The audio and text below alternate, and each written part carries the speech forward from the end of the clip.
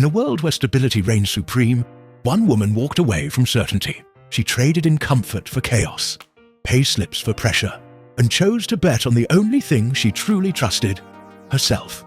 This is Holly, a fearless founder, a relentless problem solver, and a professional oversharer on a mission to tell the truth about what it really takes to create brands from scratch. No filters, no fluff, just the crazy chaos of entrepreneurship. It's the keeping up with the Kardashians of brand building, but with more spreadsheets, some glam, and hopefully fewer Kim K ugly cries. This is not just a YouTube channel. This is HVB's founder show, and the show you didn't know you needed. What are you waiting for? Let's get into it. Good morning. Welcome back to another episode. It is 6:45 in the morning on Monday, and I promised myself that I will go to spin quite a bit this week and just work out and get back into a bit of a routine, because as we all know, when you're away, that doesn't really happen.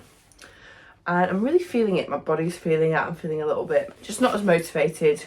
So I said to myself last night, I booked a 7 a.m. spin class, and I said, no matter what, you are going. And sometimes you have to be really harsh with yourself to make sure that you do stuff, and I'm just going to remind you that that's also okay. There is no questions asked. You are getting up, you are waking up, you are going to that spin class, regardless of whether you have a rubbish night's sleep and maybe don't feel like it. No excuses, you are going, because you're going to feel so much better when you do. And I slept badly.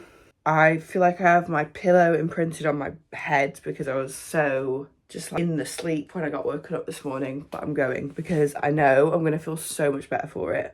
Even though it's 65 million degrees in London, and I really hate to complain when the weather's so nice, but this is too much. If I wanted this kind of weather, I'd go and live in Dubai.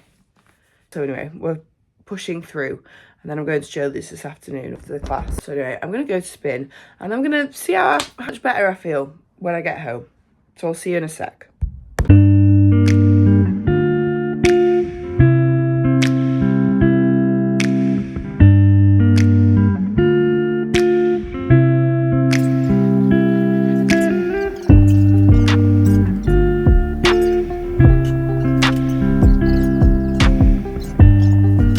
Guys, I'm filming this because I have always promised that this is going to be the reality of building a brand, and the reality is it's 8 p.m. on a Monday evening.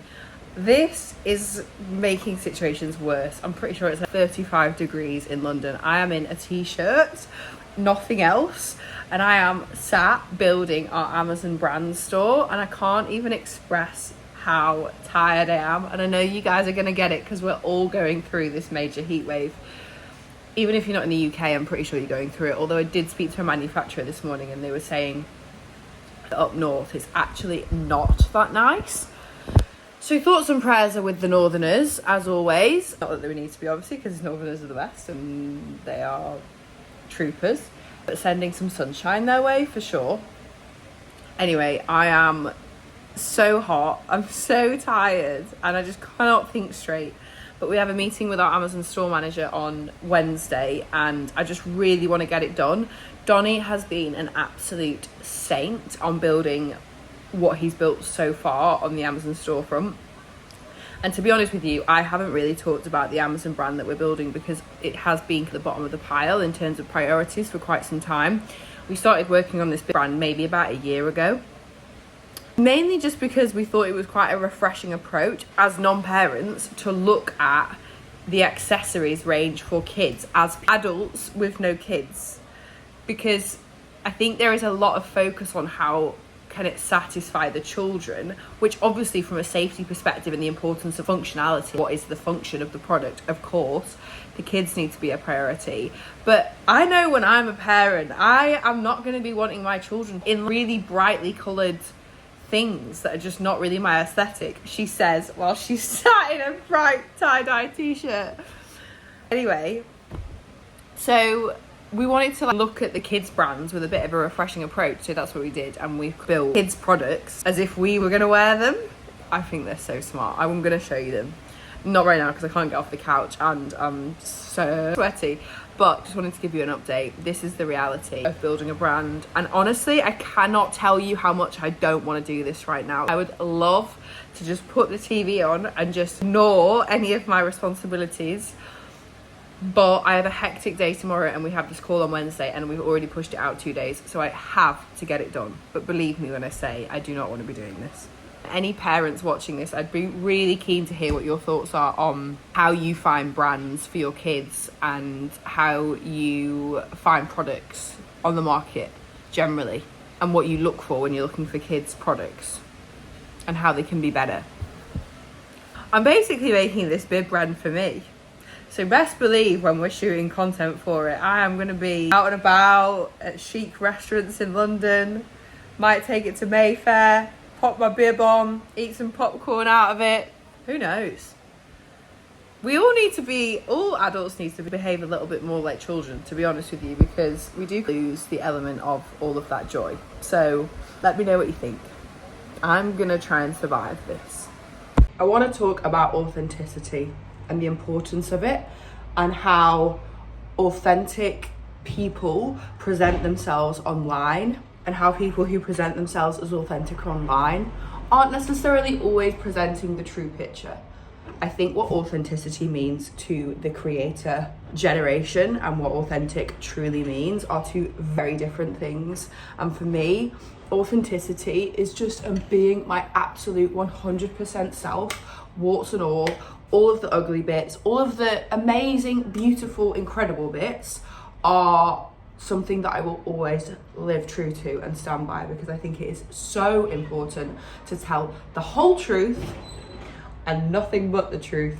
My business partner and I have been talking about this quite a lot this week, sharing the truths of the journey at which we're on, which, as you guys know, I have been doing for months now, and some of it's not so pretty, some of it is amazing, and the common thread between all of it is that we're making this incredible brand with the ugly bits, the amazing bits, everything in between.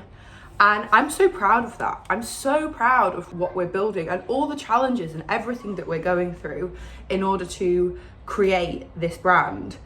All of it contributes to the end product, which is going to be phenomenal. This product that came from something that I personally experienced, and that a problem that I faced into my entire life, that is something that I have battled with for so many years. And I have found a formula that works, which is just insane. So I'm proud of the authentic story of which we're living to get to the end point. And obviously also that there is no end point. When the brand launches, that's a whole different beast within itself. The storytelling that has to exist around that is very different to the storytelling that's happening now.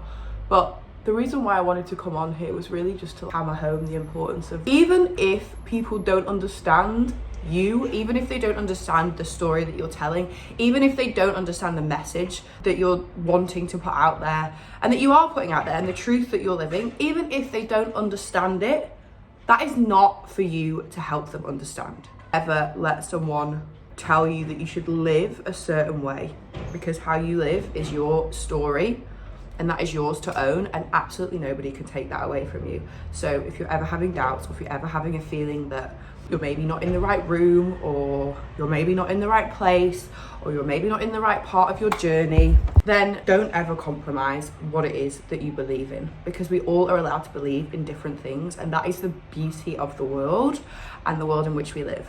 So always stay true to you. I cannot stress that enough. And I know you guys get it, and I know that you guys watching this week in, week out, the support that you guys show me continuously is so appreciated. And I know you come here for the truth and for the reality of it all, and I really appreciate you holding space for me to be able to do that.